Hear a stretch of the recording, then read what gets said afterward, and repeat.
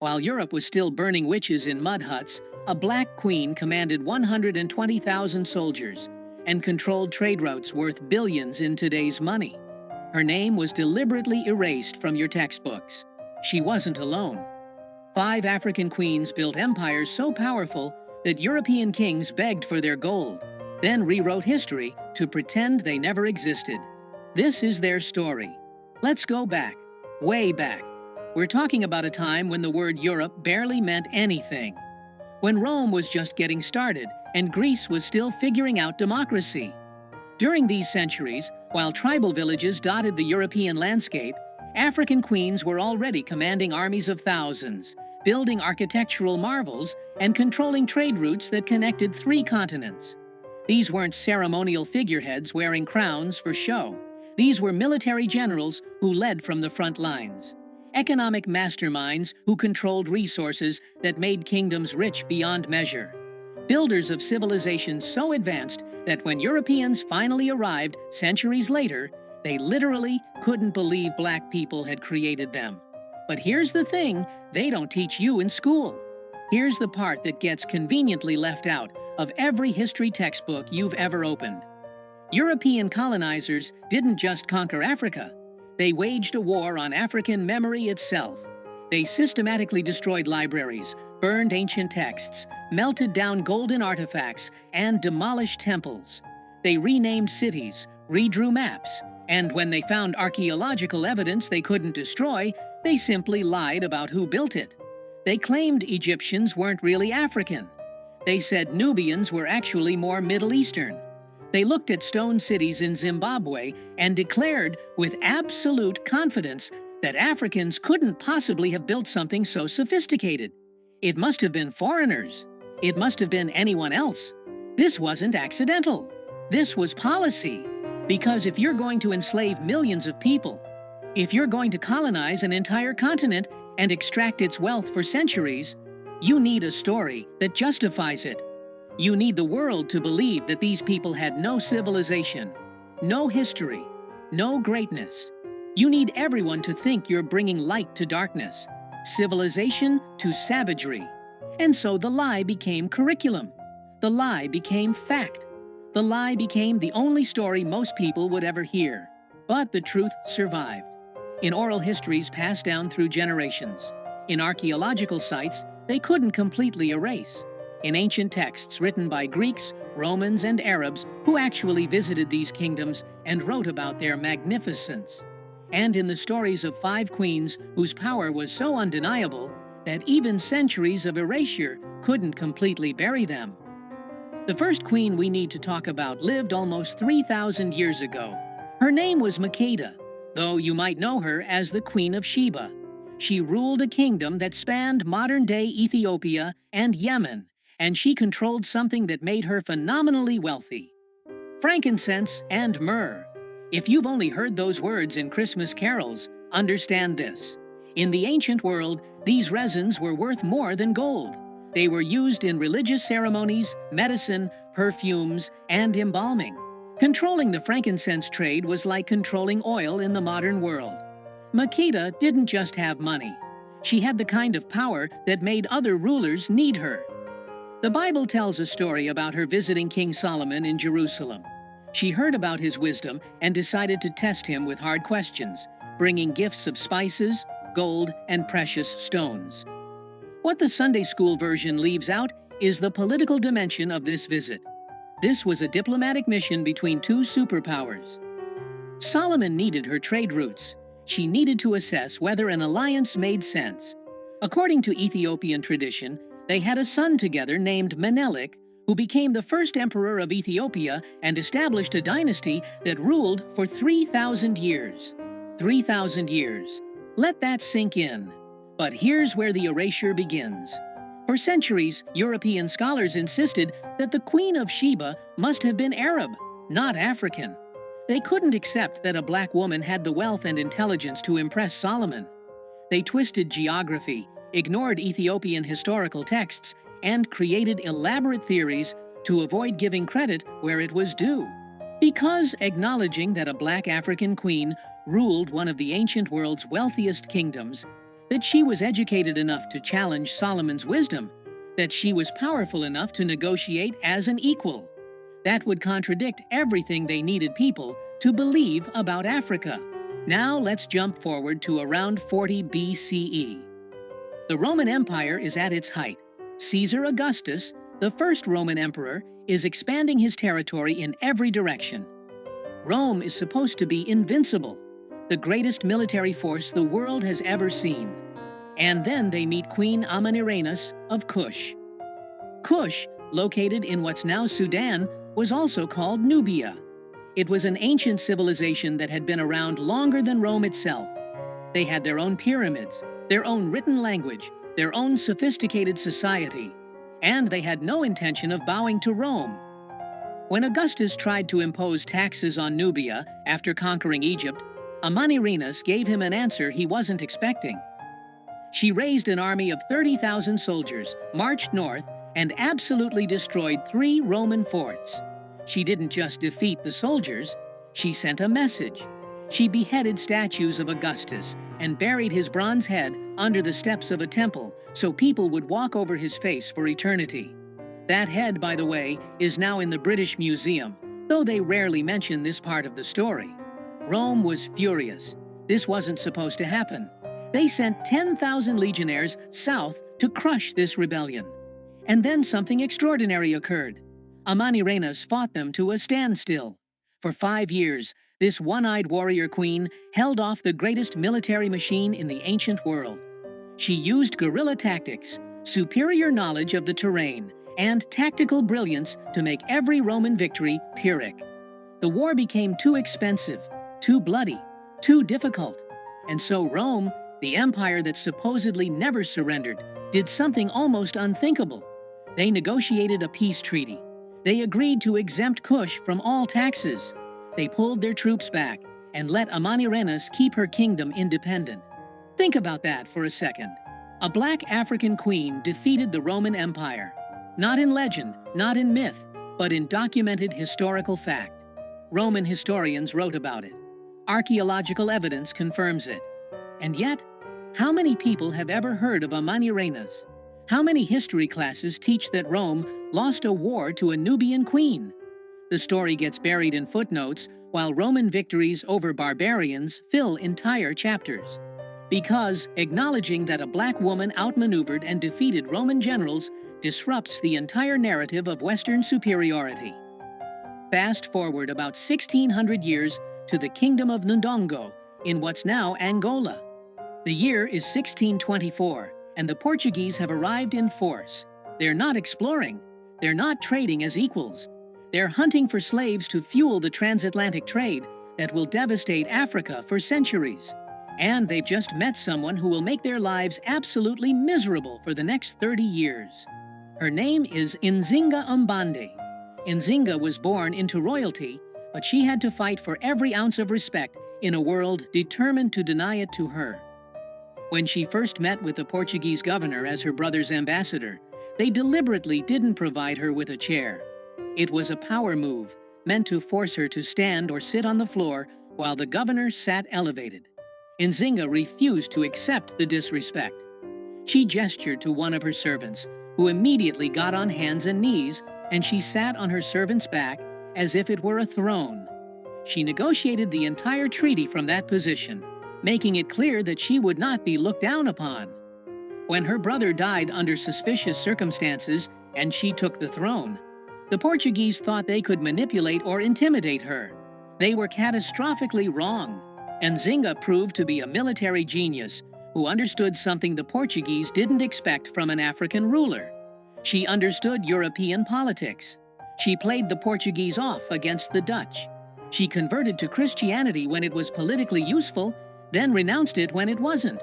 She offered sanctuary to escaped slaves and runaway soldiers, building her army with people who had every reason to hate the Portuguese. She used guerrilla warfare, scorched earth tactics, and hit-and-run attacks that left Portuguese forces constantly off balance. For 30 years, she held them off. 3 decades of warfare where the Portuguese threw everything they had at her and couldn't break her. She personally led troops into battle well into her 60s. She negotiated treaties, broke them when necessary, and refused every attempt to make her submit. When she died at age 80, she died undefeated, having freed thousands of enslaved Africans and having prevented the Portuguese from fully conquering her kingdom during her lifetime. And how did history remember her? Portuguese records called her a witch, a savage, a demon. They couldn't admit that they'd been fought to a standstill by a black woman, so they demonized her instead. For centuries, her story was either erased or twisted into propaganda about African barbarism. Only recently have historians begun to recognize her for what she actually was, one of the greatest military and political minds of her era, fighting a desperate war against an enemy that wanted to enslave her entire people. But let's go back even further, because we need to talk about a title rather than a single person. In the kingdom of Kush, there was a word, Kandak. In Greek, it became Candace. It meant queen, but not just any queen. It meant a warrior queen who ruled independently, who commanded armies, who made her own decisions without a king telling her what to do. Between about 300 BCE and 300 CE, multiple Kandaks ruled Kush, and their reputations were so formidable that conquerors thought twice before invading. When Alexander the Great was sweeping across the known world, conquering everything in his path, he reached the borders of Nubia and stopped.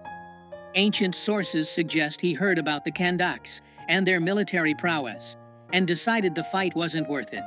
Think about that. Alexander, who conquered from Greece to India, who defeated the Persian Empire, who was called the Great precisely because he seemed unstoppable, looked at Nubia and said, "No thank you." The warrior queens of Kush had a reputation that made even Alexander hesitate. These queens built pyramids. Yes, Sudan has more pyramids than Egypt, though most people don't know that because those pyramids don't fit the narrative about African civilization. They commanded armies, controlled trade routes, minted their own currency with their faces on the coins. They corresponded with other rulers as equals. The Bible mentions a Kandake in the book of Acts, though her power and position are reduced to a mere footnote in most interpretations. These were women with absolute authority in a world where Greece and Rome insisted only men could rule. And yet their existence has been minimized, footnoted, or erased from popular history. Now let's talk about Queen Amina of Zazzau, who ruled in what's now northern Nigeria from about 1533 to 1610. Amina came to power in the Hausa Kingdom at a time when the trans-Saharan trade routes were the highways of African commerce. Salt, gold, ivory, and enslaved people moved along these routes, making whoever controlled them extraordinarily wealthy. Amina decided she wanted to control them all. She took command of the army and began expanding Zazzau's territory through a combination of military conquest and strategic alliances. She personally led her troops into battle, commanding forces of up to 20,000 soldiers. Everywhere she conquered, she built fortified walls around the cities, some of which still stand today as testament to her reign. She ruled for 34 years, never married because she refused to share power, and rejected every attempt by European traders arriving on Africa's coast to establish protective relationships that would have undermined her authority. Her kingdom became one of the wealthiest in West Africa. Her military innovations influenced regional warfare for generations. And yet, when British colonizers arrived centuries later and heard stories about her, they declared she was probably a myth. African people couldn't possibly have had a queen that powerful, that successful, that militarily brilliant. It must be exaggerated folklore.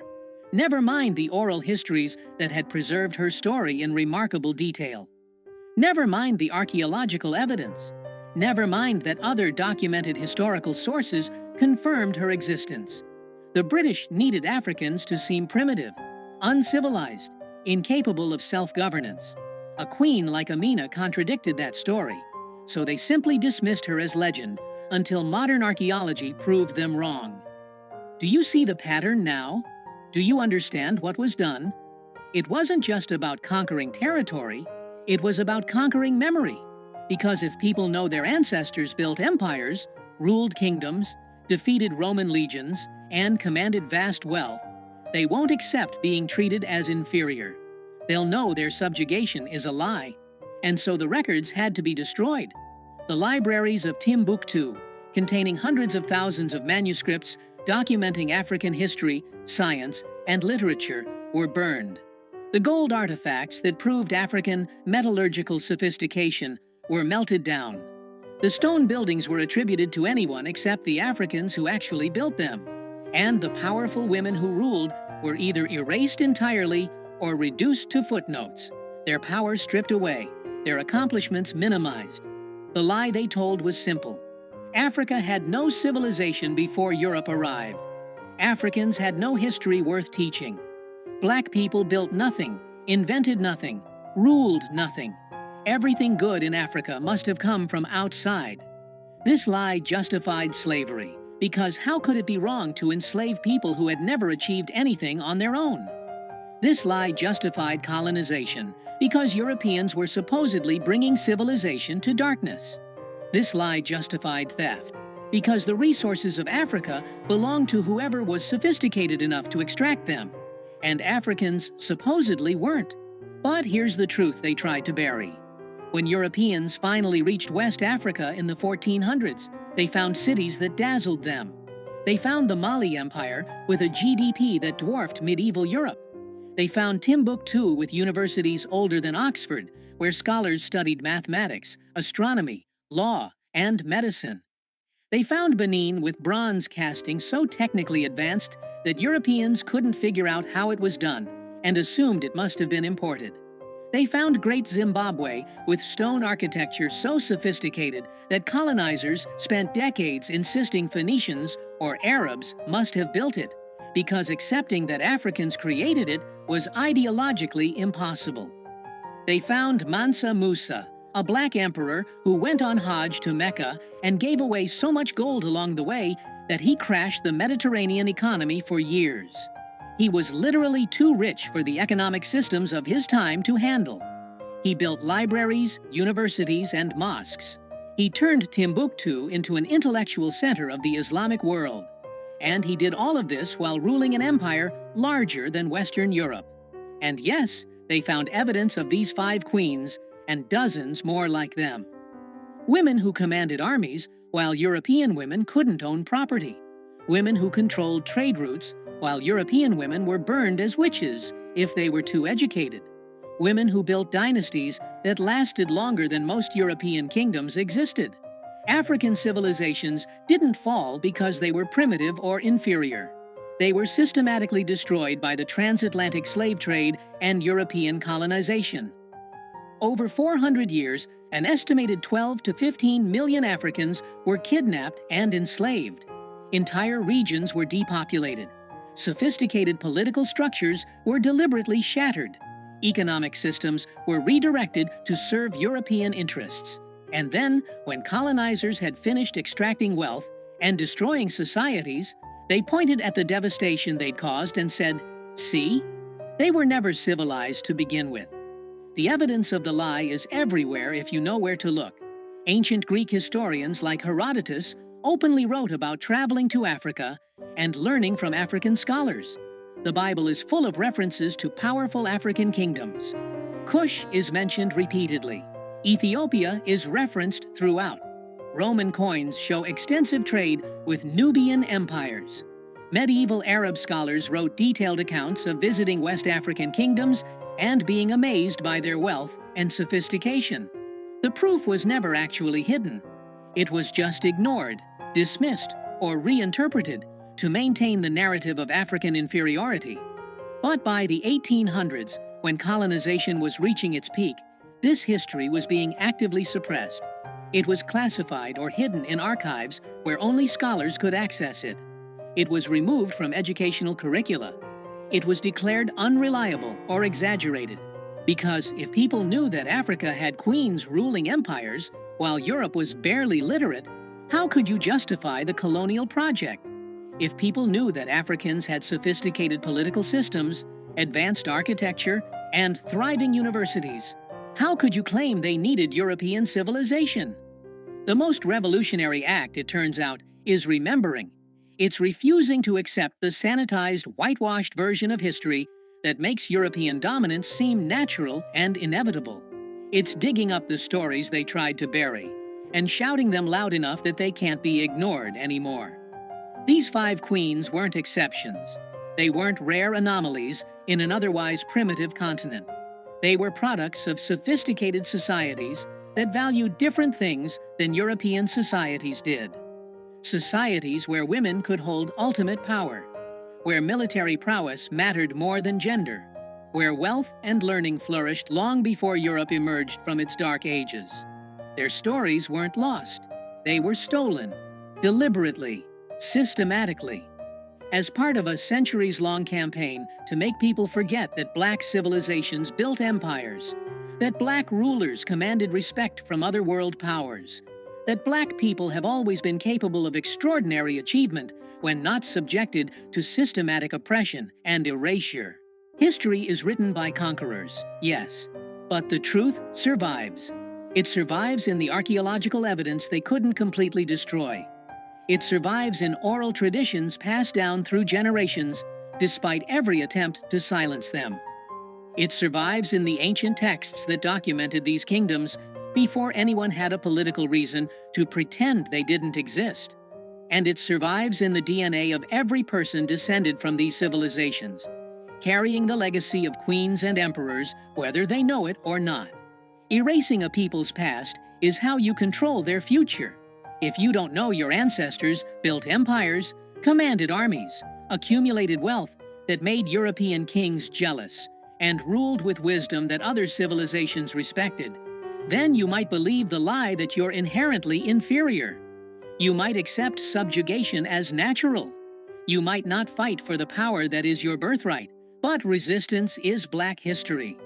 From Amanirenas defeating Rome to Nzinga fighting Portuguese colonizers, from the Kandakes building pyramids to Amina expanding kingdoms, every generation has fought erasure. Every generation has refused to disappear. Every generation has preserved some piece of the truth and passed it forward. Your textbooks lied. These queens ruled the world before Europe even knew that world existed. They commanded wealth, respect, and power that rivaled anything their contemporaries achieved. And remembering them isn't just about correcting historical inaccuracy.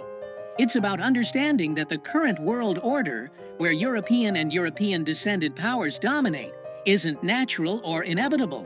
It's the result of specific historical processes of violence, theft, and erasure. It's a construct that can be challenged and changed. Because the most dangerous thing you can do to a system built on lies is tell the truth. The truth that Africa had civilizations when Europe had villages. The truth that Black women ruled empires with authority that made men bow. The truth that African achievement was systematically erased to justify centuries of exploitation. The truth that we carry the legacy of queens, remember their names, tell their stories, refuse to let them be forgotten again. Because they didn't fight their wars, build their empires, and rule their kingdoms so that their descendants would believe the lies of their conquerors. They did it so we would know, so we would remember, so we would understand that greatness is our inheritance, no matter how many centuries of propaganda say otherwise.